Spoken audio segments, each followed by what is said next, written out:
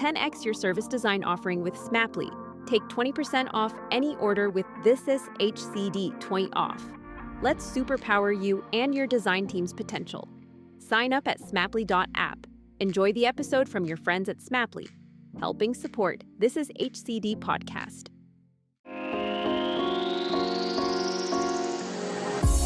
Hello and welcome to Pushing Practice on This Is HCD. I'm Kelly Ann McKercher. I'm a designer, a writer, and I use them, they pronouns. I want to acknowledge the traditional owners of the lands in which I'm recording this podcast, the Wongal and Gadigal people of the Eora Nation, as well as all nations across Australia. This series aims to stretch our view of human-centered design through talking with practitioners who are working beyond the double diamond, who are pushing practice. Today we're joined by community design leader Morgan Lee Cataldo, professor of design Tad Hirsch, and social worker turned designer Rachael Dietkus. We start our conversation in Tad's excellent paper, Practicing Without a License, Design Research as Psychotherapy. We explore the similarities between design research, and particularly semi-structured interviewing, and psychotherapy. We look at the dark side of rapport, the differences in transactional research versus community-led, and the increasingly popular topic of what being trauma-informed might actually mean. It's a big, exploratory conversation with a lot to think about. We'll follow it up with another conversation next year. Welcome, Tad, Rachael, and Morgan to the show. Let's start off and hear a little bit about each of our positions, our place, and our pronouns. So I am Morgan Cataldo. My pronouns are she, her. I'm here on Wurundjeri land in Naarm, or Melbourne, Victoria, Australia, so-called Australia. My work is as a design practitioner in participation, and I run my own consulting business, and I'm also working at Berry Street, which is a child and family services organisation here in Victoria, and I head up the youth engagement portfolio here. So that's a little bit about me. Tad. Hi, I'm Tad Hirsch, he, him pronouns. Speaking to you from Boston, Massachusetts in the United States, which are the ancestral and unceded lands of the Massachusetts peoples. I am professor of design at Northeastern University, and I'm also chief design officer of a company called Empathic, which is a technology company that is trying to promote more empathic communications between people. And Rachael. Hi, my name is Rachael Dietkus, she, her. I am located in Urbana, Illinois, about 2 hours south of Chicago, which is the unceded and ancestral lands of the Peoria, the Kickapoo, and the Miami. So I'm a clinical social worker and design researcher. I also have my own practice where I do a lot of focus on trauma-informed and trauma-responsive design with individuals and teams. And I also work part-time with a studio in Chicago called Shy by Design, where a lot of the work is focused on this combination of being trauma-informed, co-design, and having an anti-racist practice. So that's what is really keeping me pretty busy these days. Fantastic. And as we travel through the conversation today, we're all based at home. So there may be cats, dogs, in my instance, crows outside the window. So one of the threads that's holding this particular conversation together is a paper that you wrote, Tad, that's been quite evocative, quite interesting, I think, for all of us, titled Practicing Without a License, Design Research as Psychotherapy. And we'll link to that paper in the show notes, Tad, so that folks have the opportunity to read that and reflect on that. But I wonder if you could kick us off telling us about that paper, what it is and why you wrote it. The paper really is sort of almost a meditation on the idea of rapport, right?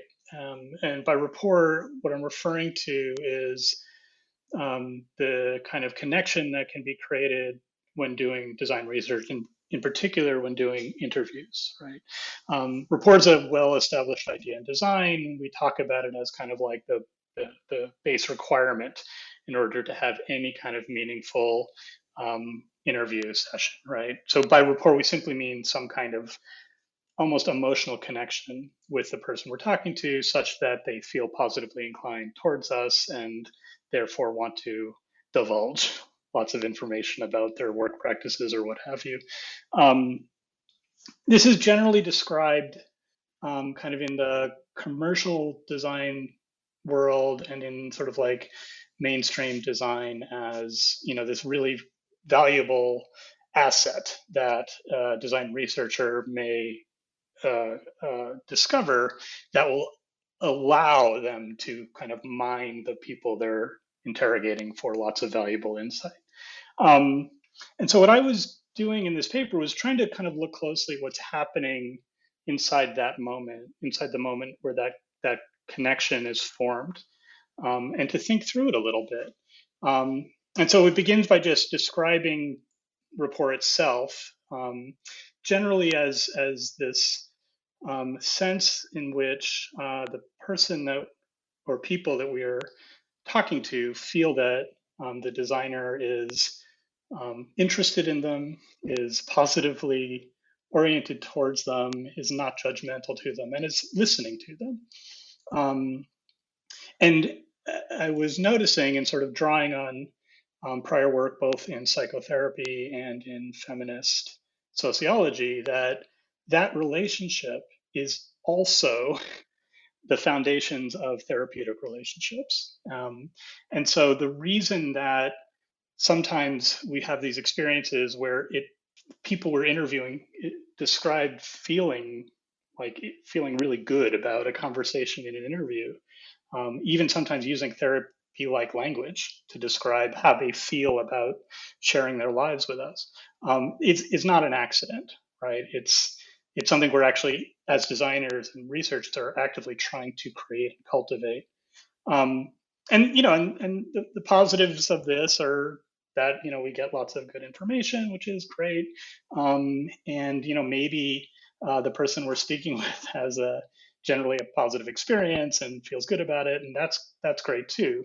But what I wanted to do was to sort of think through kind of what some of the knock-on implications might be of creating a sort of quasi-therapeutic experience as our design research. And in particular, what that means when we're talking with people who may have experienced trauma in one way or another, and then thinking through what some of the consequences might be, intentional or not, of having these kinds of engagements. You know, everything from prompting people to divulge more than they maybe wanted to, which I think many of us feel have had experience with that happening in interviews. Potential to re-traumatize, or certainly to raise very difficult reflections and memories in people we're talking to.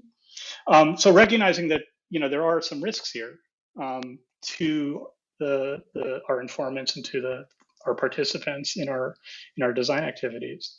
And then finally, taking from there, thinking through, well, what does this actually mean for us? What are some of our responsibilities or responses, at least, if we recognize that there is this risk and that we have some hand in creating it? And so then making a few suggestions, ultimately suggesting something like a trauma-informed research practice that would include a number of different things, but some of them might be different approaches to how we do design education and design pedagogy to raise the possibilities and to sensitize designers both to the risks that they may be entering into, and also to help understand how one might respond, to help designers recognize when that line is being crossed, perhaps, or when there is an unintentional oversharing, or to recognize when someone might be having a trauma-based reaction to a conversation, suggesting appropriate responses when that does occur, and also trying to draw limits on, what is appropriate for, like untrained uh, designers who suddenly find themselves having very difficult conversations that they might not be prepared to really have. Um, and then finally, really trying to suggest that the whole way that we do things like informed consent just doesn't really work. The notion that, you can start a conversation by saying, "Oh, is it okay if we have this conversation?" And that's all you need to do, because in every interaction we have with others, there's always the potential for um, the unanticipated to occur, and so we need to be much more responsive. And again, this is borrowing pretty closely from sort of feminist theory on what consent means and how it might be considered as an ongoing relationship rather than a kind of like check the box and move on sort of thing. So that's probably too long an overview of what was probably too long a paper in the first place. But those are some of the touch points I think that I'm trying to get at. I think that was really useful, Tad, and so useful to hear your perspective on the paper. And I wonder, Morgan, if we were to lift up some of those themes around trauma informed, trauma responsive, sort of rethinking consent, what's coming up for you? Thanks, KA. So a few things. That was actually really helpful, Tad, to hear from your perspective what the paper's about. It's always different reading it with an interpretation versus hearing it from the author, so that was really good. I have a few things, and I reckon I'll just read a couple of them out to help hopefully stimulate some conversation just from the thoughts that came as I was reading it, but also as I've been listening to what you were saying, Tad, and from my perspective. So the first thing I was thinking about is the sort of power dynamic between either the design researcher or the designer and the participant. So I'm thinking about, is it a researcher with or without a lived experience? Is it what we call a peer researcher, which is someone with a similar lived experience? Or is it a peer worker, which is someone working in community with these affected communities? So, I'm thinking about how good rapport and good feelings come through building strong relationships, just essentially. And I'm thinking about, for those of us working in the field with a lived experience, and when I'm saying a lived experience, I mean a lived experience of some sort of historical exclusion or marginalization of a social issue. There's often a really deep sense of connection that comes through kind of shared survival and a shared knowing of experience. So I think, of course, I agree in that I think it's important to be conscious of safety and what could be happening in a trauma space with the person. But how do we do this in a way that doesn't sterilize a really organic process that's often quite healing and really recovery oriented for those of us who identify as survivors in the community? So that's the first thing. The second is, and sort of really relating to this, how do we honour the wisdom and expertise of other ways of knowing, being, and doing? So that's really similar to what I was saying before. So because there are many people with a lived experience who are generally really locked out of the education system and, professionalised and formal training institutions, they're probably practicing without a licence already, but also having really exceptional impact in their communities because they know what's going on in their communities and they need to sort of just meet the problems so they can survive. So for me, these are the sorts of people who aren't practicing to uphold institutional power. They're working to serve communities and disrupt established power structures. So whenever I think about the entry of training and education in organic sort of spaces like that, I think, how can we do that in a way that meets people where they're at already in community or meets people where they're at already working, rather than saying, as white dominated, predominantly middle class industry, we're saying that this should be the standard and we're going to sort of put that down as what we think needs to be the standard.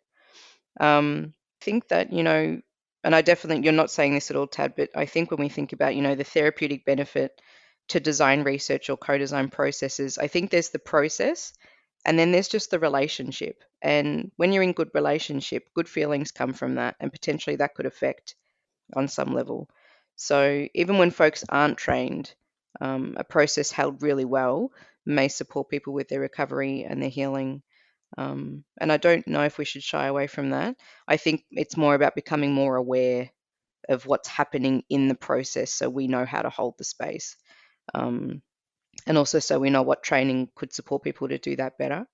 And finally is around trauma-informed practice, which I'm a huge advocate for, but also very conscious that a lot of the history of trauma-informed practice is actually quite oppressive to lots of marginalised communities, because it's historically focused on the individual trauma rather than systemic trauma, which is where I really love the reframing around healing-centered engagement, which is something that Sean Junwright has brought in around this. So there's quite a lot happening in my mind, as you can probably hear, but how do we hold that kind of typical oppressive, trauma-informed, standardized approach, but also hear and really honor the lived wisdom in community? And they may not know what they're doing, they're just working intuitively. So kind of both of those things. Thanks, Ka. Yeah. It strikes me, Morgan, as you're speaking, that you're painting a bit of a difference for us and perhaps what we might think about as fairly transactional design research, where we pop into people's lives for an hour or two, versus something that's maybe a bit more about being in community with each other and having sort of conversations that unfold and deepen over time. And it strikes me that we're also seeing quite a difference in holding up this kind of authoritarian type of design research where the designer pops in versus maybe something, as you mentioned, like community-led or peer-to-peer research in which we're connecting through our own natural networks, which perhaps raises a whole set of new ethical questions and questions about practice. Should we sort of locate that asking and questioning and exploring in community as opposed to a stranger or an outsider coming into? Rachael, I'm curious, we're increasingly using this language of trauma aware or trauma informed. And I'm not sure for most of us who have a more traditional design training that any of us really know what that means. And it feels like we've sort of stumbled into the territory of others, and potentially folks like yourself who have a sort of perhaps a deeper training in some of these ideas and practices. I wonder if you could paint a picture for us around this idea of trauma-informed or trauma-sensitive research. This is a good question, and it's something that I think about and make some kind of a mark on it, if you will, like every day. And I think just hearing what you just shared, Morgan, really, it strikes me because on a lot of different levels, because a few things were definitely coming up, and one just right off the top is this. I think this overemphasis on just even the word trauma. It can have such a sadness attributed to it, and also a confusion at the same time.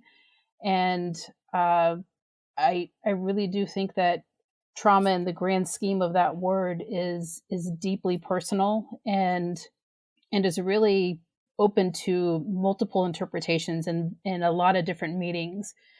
Even for me as a social worker, and when I got my MSW, back in the late 2000s, so 2008, 2010, we weren't even talking about this. So even in a clinical social work program here in the U.S., there was little to no mention of trauma-informed practices, trauma-informed care, and the work was even early on in some of its development anyway. But I think even just this modern day awareness of trauma, so much of it has been attributed, at least in the US, and it has had these reverberations around the world of being attached to PTSD, military service, extreme conflicts that have many other systemic integrations built into that. A lot of power. There's a lot of power in trauma, I think, and I think there's an element of that I think is definitely missing out of a lot of the conversation around it. and just how we talk about the power over that designers often have or can have. Sometimes we aren't even aware of the power that we might have or that we can bring into into the design research process. And sometimes we're very acutely aware of that power that we have, and we utilize that for more manipulative ways of doing the work. There's something that you said, Morgan, that I don't want to forget, and I wrote it down here because it comes up in social work practice, in humanistic social work practices, and definitely in just some of my own, kind of configuration of different learnings that I've been trying to expand beyond just the older white male in the U.S. or even like Western Europe. But there is something within a lot of the trauma work. So I think this is true for us as designers who are wanting to build up an awareness around this and build up a sensitivity around this and make sure that we are integrating this at whatever pace is comfortable and makes sense depending on what the work is that you're doing. But I think we forget about our own intrinsic and innate qualities that we have of just knowingness. And I think that is a really key piece that I think about. I don't talk about as much in conversation. But what are those neuropathic reactions that we have to things? And sometimes they happen very, very quickly. We might have emotions that can have reverberations that last for a long time, but some researchers say that your average emotion doesn't last for longer than 90 seconds, but the effect of that can last much longer. And so I think about some of the scientific aspects of this, because I do think that it can't all be disregarded. It is relevant to understanding how people function and how trauma does live in our body and not just in our head and as a cognitive or emotional thing, that it can have significant impact on us as designers and those we are designing with, for, and from. But that sense of knowingness, I think that is a piece that Morgan really mentioned, and I think is celebrated much more often in community outside of this world of design. And I think that's something that we always learn much more from. I think that's something that for us as individuals wanting to explore some of these practices, how do we know what we know? How do we understand what we are feeling and how we are reacting to things? I really think that in order to gain some kind of traction with building this sensitivity, or this, I like to call it a trauma humility or a trauma literacy, that you have to know yourself, and you don't need to know every single bit and part and process, all the good and all the bad, all of the not so good and not so bad, and you don't need to necessarily do that in a formal therapeutic environment. But I do think that if you don't understand yourself and how you react to things, I think it's very difficult to be designing with or for others. I find that's where there's a real serious ethical tension there. Mm. Mm. And one of the things, Rachel, which came as a real shock and a really unpleasant shock to me, was working on a project around domestic and family violence and having that bring up for me a whole bunch of repressed stuff. And that was like a avalanche in the middle of a project in which I was facilitating. And I think that experience came from a real lack of knowing self, and maybe even considering self in the work, and maybe some of those more old school ideas, like you mentioned in your paper, Tad, around this idea that the researcher is completely separate to the person for whom they're in conversation or relationship with, which just seems like such an outrageous idea that could ever be so. And I wonder for you, Tad, if there's been particular moments in your career in which you've had a sense of being surprised by your own reaction to something, or being surprised by someone else's reaction, or where you had a sense of some of the problematic power differentials in your work? Yeah, thanks for that. Really interesting set of observations. The first thing I feel I want to point out, because I was reflecting a lot on Morgan's comments about kind of the setting up this kind of opposition, right, between like sort of big D corporate design on the one hand and community design on the other. First to say that that paper was written for a very particular audience of like, it was an HCI audience, right? So these are like engineers, commercial design. It's exactly the model you're critiquing, and you're exactly right to pick up on that. So a lot of the assumptions that go into the paper are exactly the ones you're highlighting, which are like, well, of course we're designing for others that are not us. But I do think it's in my experience, I'm a little bit hesitant to kind of fully sign on to the kind of strong binary there, where we've got like on one hand purely corporate work, and on the other hand purely community work. And similarly, I think while the audience for that paper were, as you intuited or mentioned, are fully accredited, like advanced degrees, all those things. The notion of training, I think, is a broader idea. And what I think is the case is that people who are practicing design and intentionally, by which I mean simply they are describing what they are doing as design as opposed to just doing things, right, generally have some kind of training. And that training may have come through a large institution, may have come through more of a mentoring relationship with another person or group of people, may have come through watching a lot of YouTube videos. So I think in my kind of experience and understanding, I think that the concerns about what we are bringing to an engagement, whether it's a commercial engagement with a client and a prospective, consumer of a product, or whether it's an engagement with a friend, relative, neighbor, ally, or community member. I think those concerns are still present.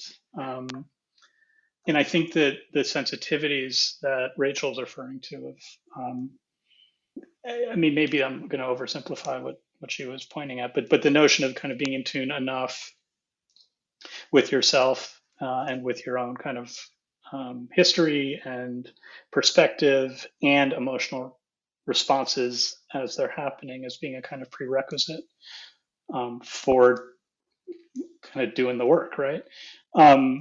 But what I don't think is that everyone just is good at that automatically, right?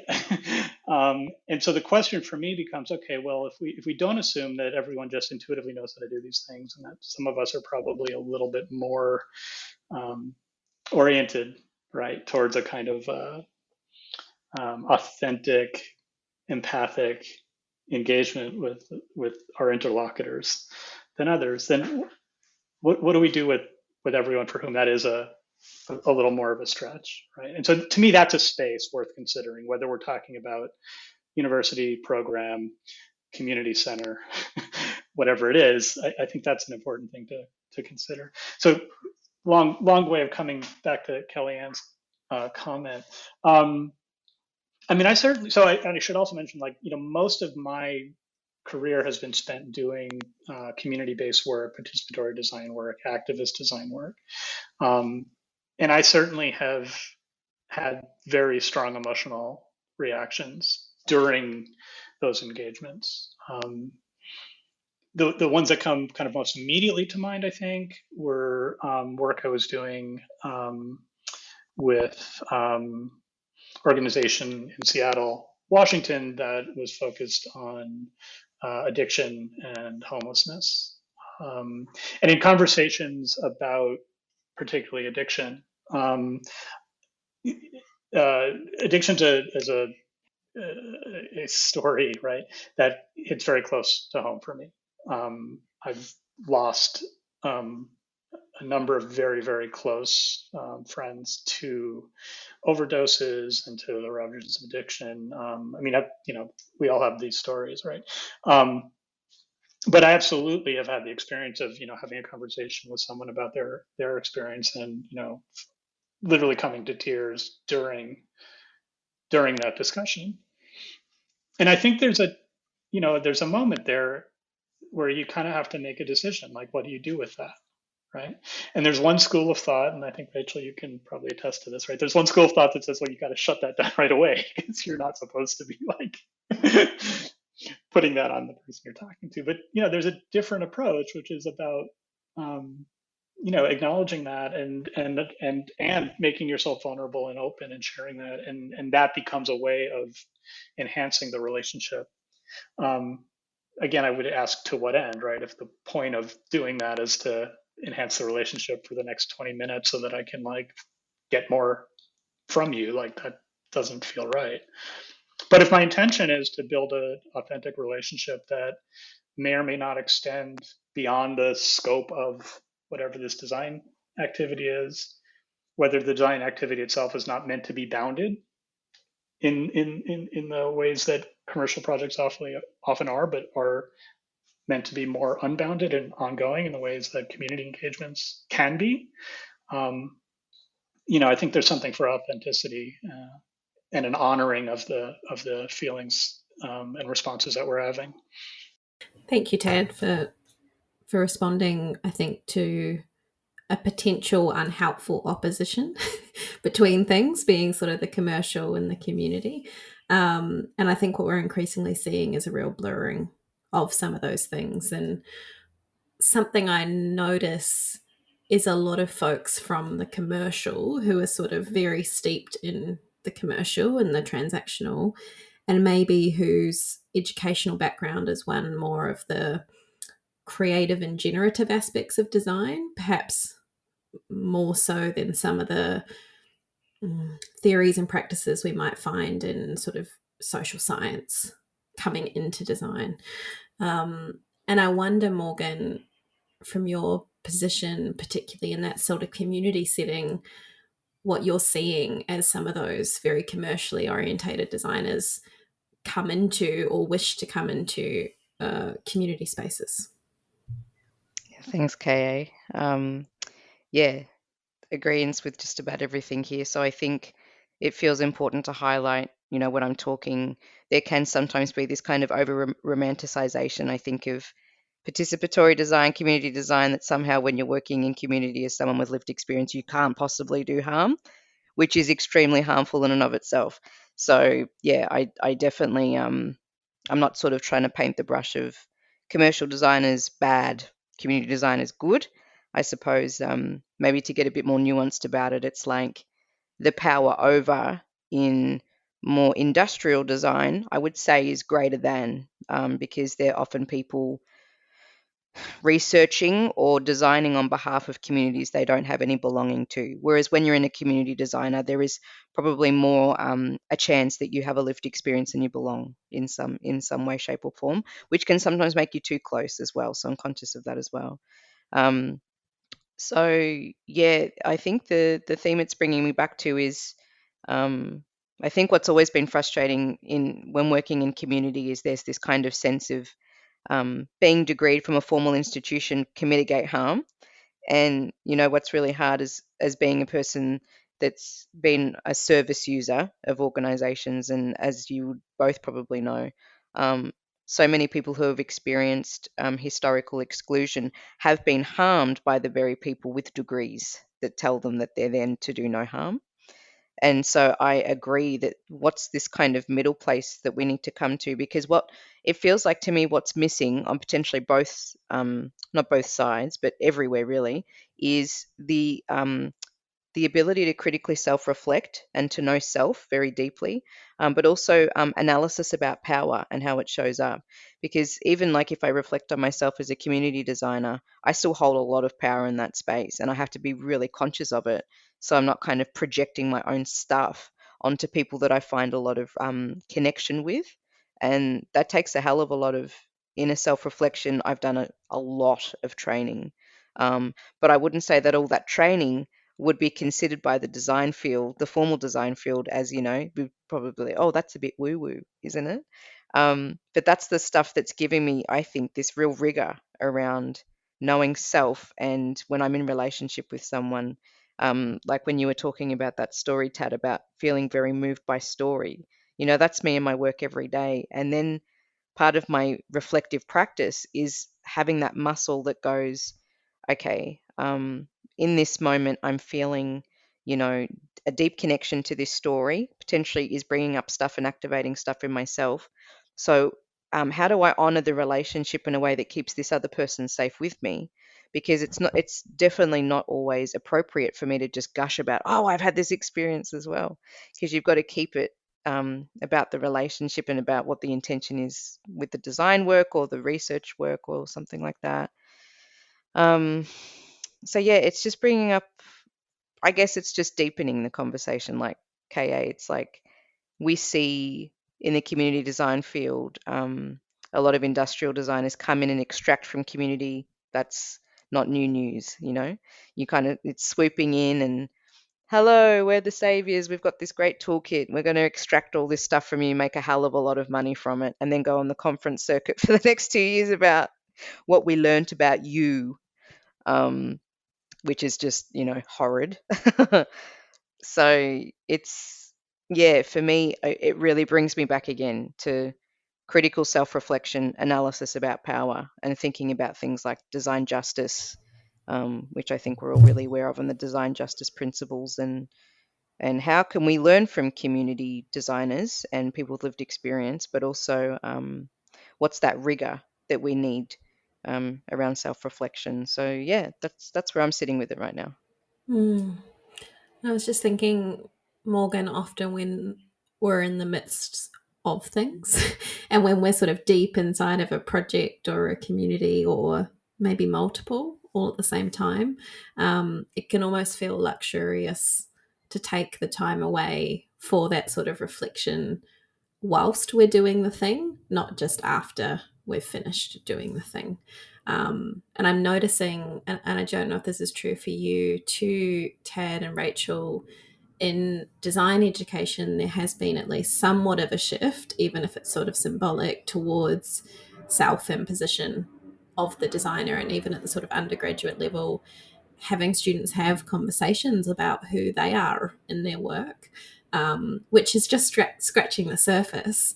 But hopefully the structures we then set up inside of organizations and as design leaders further nurture people to explore their position and their self, and have these sort of reflective practices, not as a luxury or a nice to have, but an active and ongoing part of the work. May I respond real quick? I'm sorry. It's such an important point, and you just articulated it so well. And Morgan, I really appreciate the way that you brought it up and framed it. And I think Morgan, your reflection on sort of what you call these woo-woo practices, right, that are not honored by institutional design, like that. I think that's exactly the point, and it speaks to the paucity of institutional design education, right? And to me, like, again, to this notion of like, is this a binary or not? Like, for me, the key thing about, or an important insight about community-based design practice is not that it is this wholly separate sphere, but rather that it's a similar kind of activity, or at least there's shared resonances, and that what community-based practices do is they foreground a set of concerns, or can foreground a set of concerns that are absolutely present in other parts of the design world. And so I think your reflections on self-reflection and on critical examination of power dynamics is absolutely an essential aspect of any design endeavor, wherever it's happening. And I think the fact that we don't generally do it in formal design education, I mean, I agree with you, Kelly Ann, like it is happening, but kind of, at least in my experience, It's bracketed. It's like we'll do the ethics class, right? Or like we'll have a seminar on like politics. But that to me is different and not quite enough, right? To what I hear you pointing to, which is the need for a full engagement. Is these are core tenets of design practice. Like without this, you are probably not. You probably maybe shouldn't be practicing, and at the very least, you probably aren't doing it as well as you might be, or as thoughtfully, right, as you might be. And I guess on that point of shouldn't, something, we hear a lot is metaphorically, maybe you shouldn't open the wound if you don't know how to stop the bleeding. And Rachel, I wonder, reflecting on perhaps what designers just shouldn't do, if we can be that absolute about it.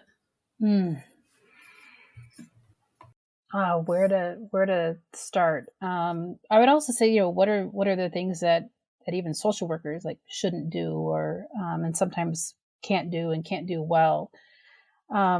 I think when we were talking about the education piece, I couldn't help but hear all of these elements about design education, more formal but also informal design education, and very quickly trying to discern like what are those parallels that are either really present in social work education, but also maybe lacking, or maybe certainly flawed in many different ways.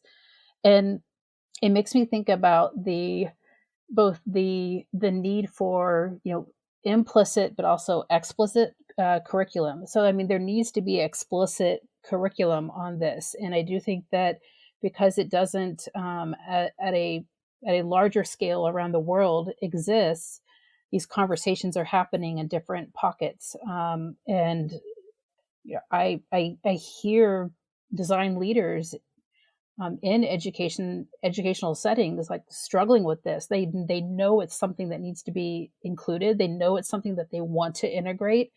I've even had some that have said, I know we need to hire people who are not designers to be teaching in our programs. And so I don't doubt that there's a desire or a will, but I think, how do you translate that idea to an actual action? I mean, to me, that's I think that's where you have to have others who have maybe been on the periphery of design, but now are much more immersed in it to help shape and guide some of those conversations.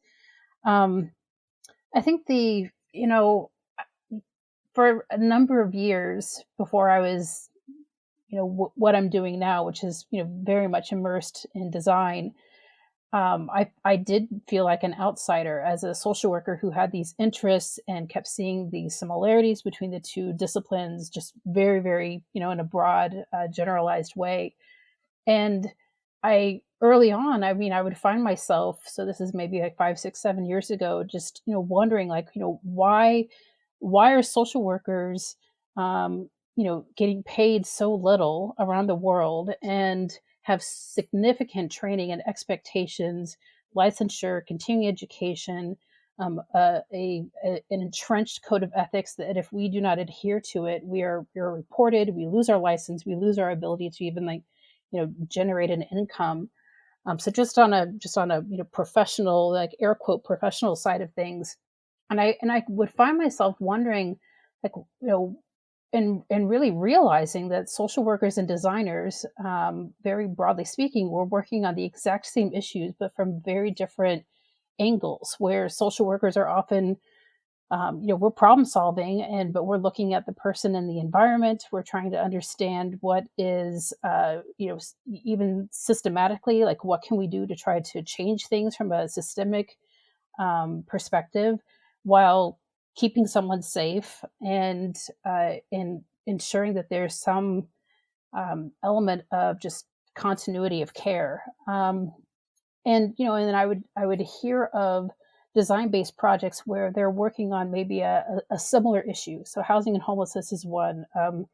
What we call child welfare and foster care, which are inaccurate terms and descriptions for those, but it's what commonly people know and understand them as.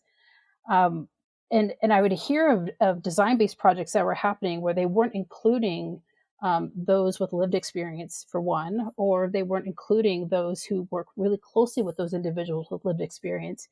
And I could feel this, I could feel both an opportunity to try to connect the two and just educate, designers on just the different roles that different people have in some of these, in some of this work, and especially in some of these systems.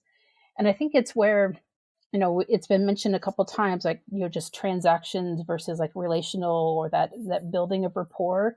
I think that's where it really started to click back in maybe 2017 or 2018, when I was observing someone talking about the design process and talking so much of the the industry standard design process, and this hyper focus on the word empathy. And my heart started racing, like my stomach started to get like really tight in knots. And it wasn't like, oh, I'm excited about this. I was like, oh, I'm really having a visceral reaction to having a very clear-cut, discernible example right in front of my face of how this is exactly what Tad said in the paper, like extractive, manipulative, and in causing that a significant potential for causing far more harm. And it just made me, I was able to start drawing out, like, what are these things that we should not be doing? What are these things that we're doing well? But also, what are these things that we just absolutely should not be doing? And I think for me, this is an ongoing, evolving tension that I have. And I feel like this work around, being and becoming trauma informed and trauma sensitive. I like the phrase trauma responsive, because I feel it is much more action oriented. It has much more of a flowing evolutionary like aspect to it. I'm drawn to that. But I really get concerned about that kind of work, and the ability that kind of work can happen at scale without any accountability. I mean, that to me is just, it's so utterly shocking. I still I can feel my, my heart racing just even thinking about that. And I think that if we can talk about of potential harm, either known or unknown harm, accountability, how do we hold ourselves accountable to this practice? How do we hold each other accountable? Because that's built into social work practice. If I, part of my code of ethics is that if I have a colleague or a peer who is also a licensed clinical social worker, and then I know that they are potentially causing harm, or I suspect that, like, there's an obligation on me to do something about that. It's not like I don't just like sit back and wait for someone else to do that. And so, those themes of responsibility are really, really strong. And I just want to keep contributing to that conversation to get people to keep to, one, like, build an awareness if one doesn't exist, but also to really deepen the practice of that awareness, because I think that is where, I think that's the sweet spot for some people, is really taking it beyond, I've learned this thing, therefore I don't need to learn anything else. It's like, no, now you need to actually integrate it into what you do, how you think about this work, and change how you do this work. I mean, it's a non-negotiable. It like, once you know better, you have to do better. And there's so many threads, I think, there, Rachael, that are helpfully open for us to sort of go on and explore more. And unfortunately not in this conversation, but hopefully in subsequent conversations. And I was reflecting on how, in some ways, because design has been reasonably marginal in many organizations that are not design-led organizations, I wonder if there's been, in some ways, some of those projects and people have perhaps been allowed to be at the edges of an organization and engage in practices which, maybe if we bring those closer into the middle of organizations who have views on accountability, ethics, licensure, a whole bunch of those things, it perhaps is helpful that design's a little bit more visible, and maybe we can start to ask different questions about it, about the sort of ethics of it, of the presence of it, and in what ways are we working. I want to, I think, close the conversation by asking us each to contribute a reading, a podcast, a poem, something that you'd sort of like to gift the listeners of the podcast, something that they can read, engage with, watch, that helps them deepen their questions or maybe their practice in this area.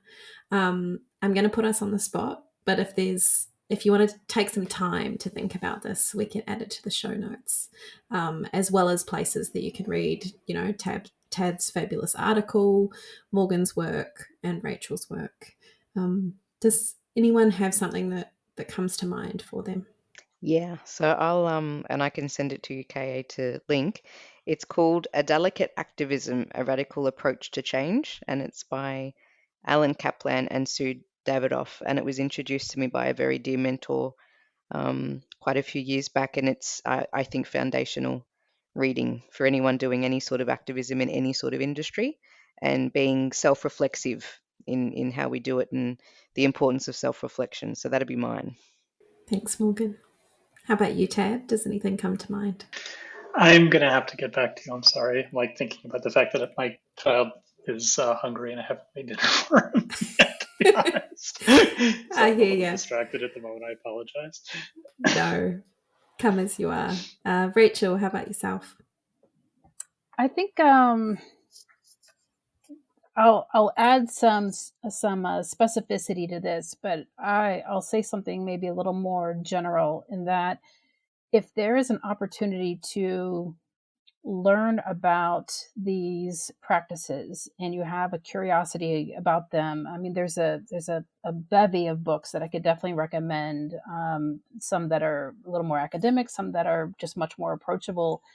The thing that for me that has been most helpful and most intriguing have been these opportunities to learn something and then have deep conversation about it. And there's an example of that because we're all virtual right now, or for the most part still, I've been able to really take part in some of those things. And there's one in particular that I just started today with Bessel van der Kolk, who wrote The Body Keeps the Score. Again, not the only book about trauma, but one that is often highly referenced. And what I enjoyed about it the most was this opportunity to really be like live and in community with 750 other people from around the world. So when people were introducing themselves, the questions that were just flooded in the chat, I mean, there's a richness of just being able to take in what people are thinking about in this moment, and how it might relate to whether they're formally in practice or a clinician. There are a lot of people who weren't clinicians or by profession. And so I learn a lot just being with people in that kind of experience. So I would strongly encourage those types of engagements for sure. Mm. So in closing, I just want to say, Morgan, Rachel, Tad, I'm so appreciative for the chance to have a conversation with you all, and for the things that you're all helping us to think about, the questions you're helping us to ask and maybe start to answer. And really looking forward to sharing with this audience some of the ways in which they can engage with your work and with others' work too. So it's been an absolute delight. Thank you so much for coming on the podcast. Thank you. Thanks for listening to Pushing Practice on This Is HCD. If you want to learn more about the other shows on the This Is HCD network, feel free to visit thisishcd.com. You can sign up to the community newsletter, learn about upcoming online community gatherings, or join the Slack channel, where you can connect with thousands of other human-centered design practitioners around the world. Thank you for listening, and see you next time.